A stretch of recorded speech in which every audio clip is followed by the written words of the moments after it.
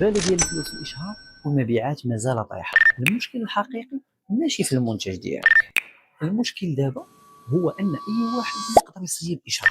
يعني السوق ولا عامر اشهار، والكليان او مناعه ضد الاشهارات او لا ضد اي حاجه كتبان باللي راها اشهار. يعني واخا تزيد في البيجي فراك غير كتحرق فلوسك.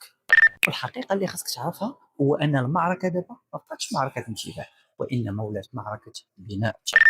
فالالغوريثم اليوم يقدر يجيب لك الاف المشاهدات، ولكن ما عمره يقدر يبني لك علاقه ولاء وثقه بالكلاينت. وهنا غادي تكون لاحظتي باللي الشركات الكبار ولاو كيبنيو الثقه مع الزبناء ديالهم، ماشي غير كيديروا الدايركت ماركتينغ او الدايركت سيلز، حيت عارفين باللي الثقه هي الحاجه الوحيده اللي ما يقدرش يكوبيها اي واحد، وحتى من الذكاء الاصطناعي ما يقدرش يكوبيها.